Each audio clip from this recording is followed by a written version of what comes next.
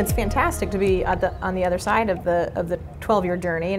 But we're talking about women, obviously, but we're starting to really see similar challenges with promoting diversity in other areas, particularly in the LGBTQ community. And where is their representation in management?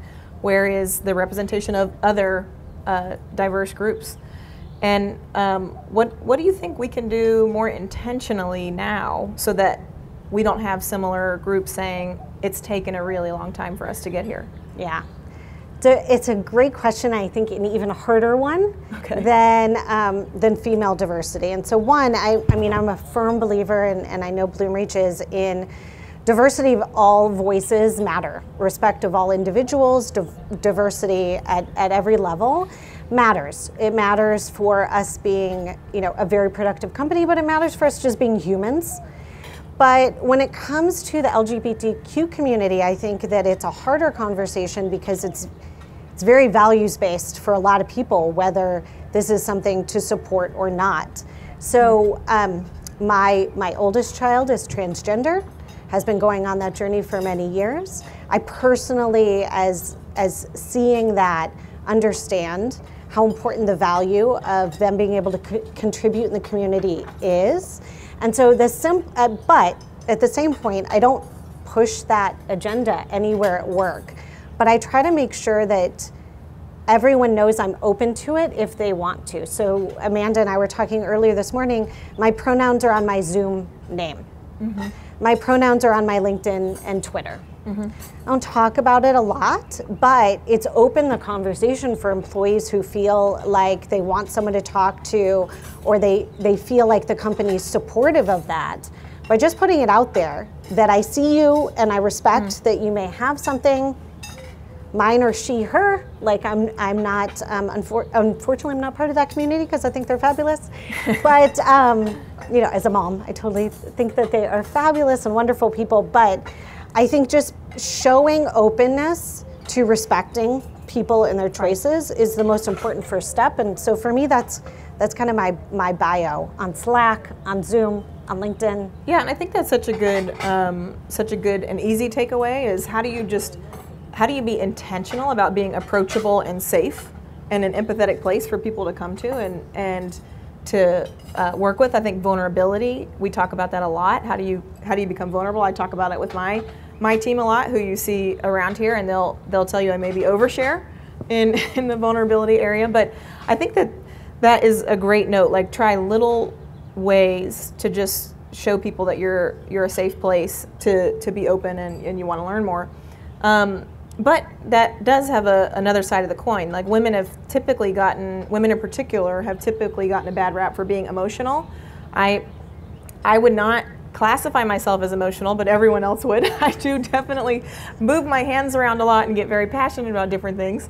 So Vicki, one of the questions I had for you, how can a woman show up as fully authentic and vulnerable without the stigma of being emotional? Great question. I don't think it's a simple answer. So what I would say is, I really believe in my experience that there's a spectrum of emotional sharing in the workplace. You have your own brand and type of sharing that you're comfortable with. Christy has hers, I have mine, and they're all different. I think as a leader, your team is really looking to you based on the brand you typically represent, and that will give them calm and stability and confidence that you are there to support them and the organization. I don't think it's can you be emotional or not?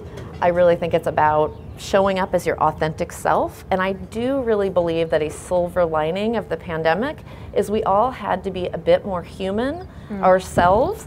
We had to no longer be embarrassed that my teenagers running into a Zoom screaming or upset about the Wi-Fi being down or whatever it might be. That became everyone's reality. So we're all a bit more human now. And I think what's important as a leader, or a practice that I've put in place, is be really clear with yourself about what your brand is. Any part of it is this dimension. and make sure that you're showing up on brand for your team. And if you're not, acknowledging that it's an off-brand moment. Those aren't the right words, I'm a marketer. But you know what I'm saying. Like, if you're typically one way and you're gonna have a moment where you really need to let it out, make sure you're helping them understand why that might be.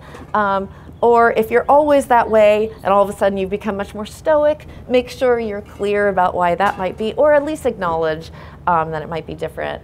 And your behavior and your brand might change based on your audience and your circle. I know my brand is different with my best girlfriends who are super professionals than it is with my best girlfriends who aren't super professionals or who are the parents of my kids' best friends. So. But you have a brand, and your team really does look to you to have a sense of how they should be feeling around you and in the moment about the company or about themselves. So be mindful of that. Yeah, that's great. And speaking of brands, Christy and I sit on obviously the same leadership team. We're on multiple Zoom calls a week. If I don't like an idea, you can see it all over my face. I'm getting slacks like, why are you so angry? And I'm like, because I am. This is a terrible idea. And Christy's like, that's interesting. So interesting. So Christy, what's your take on emotion and vulnerability? Yeah, I mean, I think that I would totally agree. Yes, Amanda's an open book, which I love. I love that you're an open book. I think, if I rewound, to when I was more junior or growing up in the workforce, it just wasn't acceptable at all to show emotion ever. And so definitely got kind of trained out of sharing personal news. I remember getting the advice, tell your boss you have a haircut instead of your kid has a doctor's appointment. Don't ever tell your boss that you're leaving because you've got to take care of a kid thing. Just say it's your doctor's appointment. Say it's your haircut, but not anything with the kids. And so just very much, keeping the personal life out. But now the next generation that's joining expects you to be super transparent. They're super transparent. They expect you to be really vulnerable. And so I'm constantly questioning, and I think we have to evolve as leaders too. Is that the future of leadership? Is to not share and be very closed off with what's going on personally at home or in your life. And I think we're at a pivot point where people expect to know who you are as a human and a person, and not just as a leader, but at the same time you need to convey that stability and that leadership. So I do share a little bit more, but still stoically, maybe, about what's going on. And so I think it's important to recognize where the world's evolved. And is your leadership evolving, not off-brand, definitely be on brand, as Vicki was sharing, but is it that leadership style of 20 years ago? Maybe not. Maybe it's okay to share a little more. I'm still not on social media. Oh gosh, working on her. Yeah, we're working on it. So one of the things you just mentioned was don't talk about a kid's doctor's appointment. And one of the issues particularly that if I'm invited on a podcast or something to speak about women in leadership that I consistently speak to, I have 3 kids. 2 are in college, 1 is a high school senior. And so I spent a majority of my career having to balance kids and family and not being, which do I pick? My kids or my job? And their father did not. He went to work, he came home. If they had doctor's appointments, he didn't know. And those kinds of things, he's a great dad. But it was always my job. And a lot of times I didn't even question it. I just wanted to be the one to go to the doctor's appointment. I wanted to be the one, but I would miss bake sales and mommy and me days and all of those things. And so there was mom guilt, which we've talked about as a real thing. I think it's much more prevalent than dad guilt. So there's this, actually, Christy, why don't you mention the stats? I do have it, but I don't want to steal your thunder. There was this really interesting study that came out today. Yeah, I mean, the Pew study, I think, comes out every year, but it came out this morning on the study related to women doing more household work than men. So if you haven't seen it, it's on CNN this morning. Whole article about apparently there is actually one demographic where this isn't true, and it's when the woman is the sole breadwinner. But for the most part, it's still the case where women do 2 hours more of household work and men do 3.5 more hours of leisure activities. I don't entirely know what that leisure activity means, but I'm going to take it as on the phone scrolling based on my own personal experience of what that means. But certainly we're still in a place, and I think some of it does relate to I want to do some of those things, and some of it relates to an expectation of what we're going to do. Well, and I think that this is where we have an opportunity as we start transitioning and talking about what can we ask of our male colleagues to go beyond just the, hey, be a good guy, but also be a really great example of what it means to be a partner at home.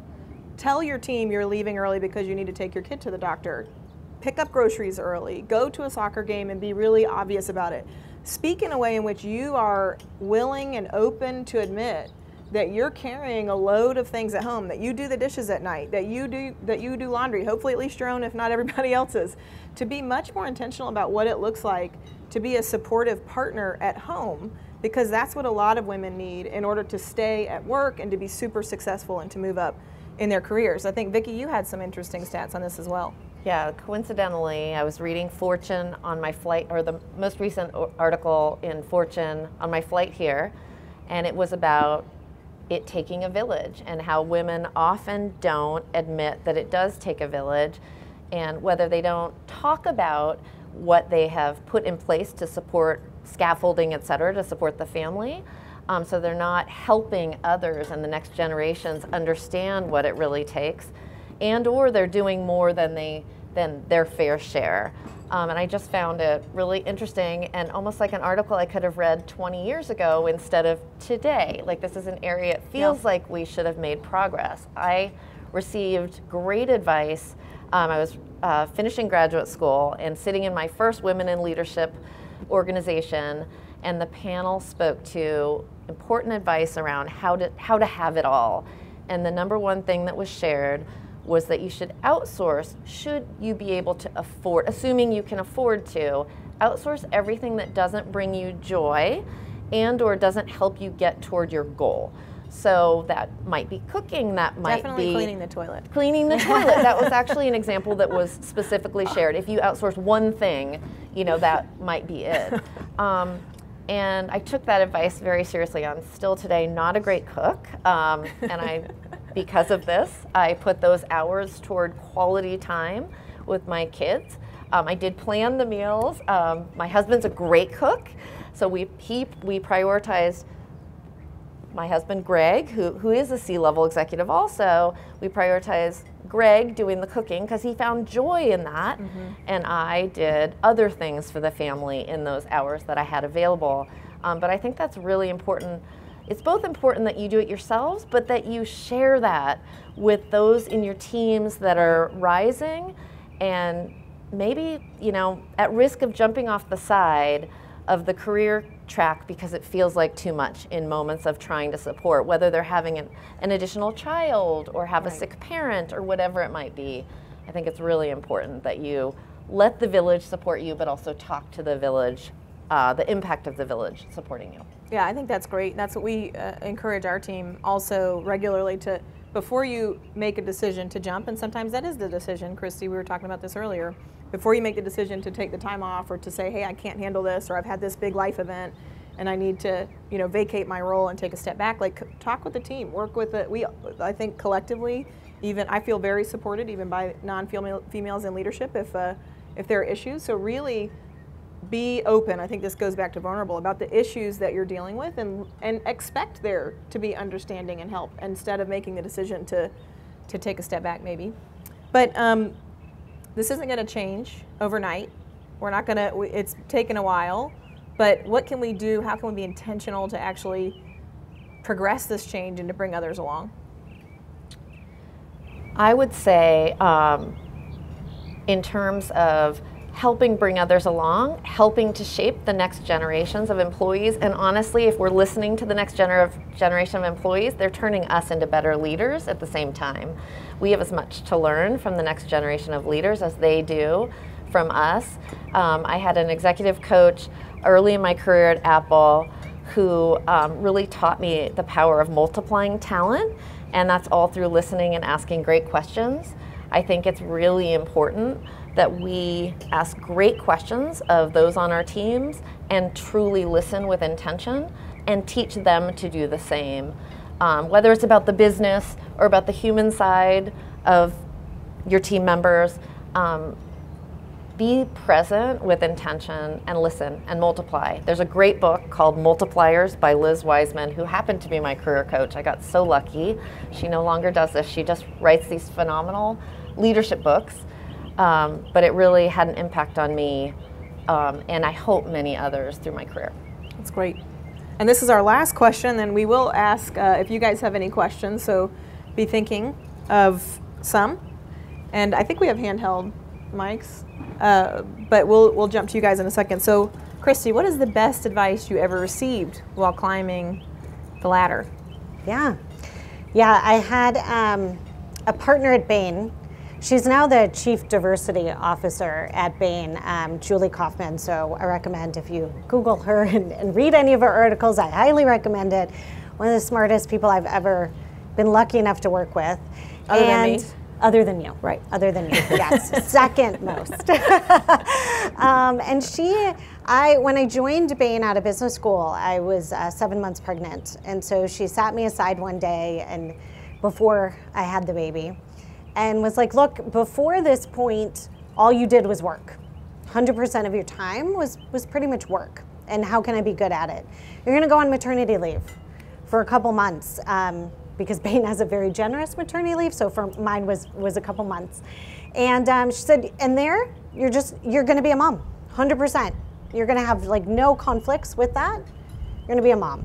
And when you come back, you're gonna have to try to do both, and it's gonna be incredibly hard, but it's also gonna be the first time that you've ever done that. So make a commitment to yourself to give it a year. And the reason I mention this, although my kids are 18 and 15, so I haven't been in this spot in a very long time, is I go back to that advice anytime it gets hard. Anytime that there's a significant change in my career. When I joined the executive team, you know what?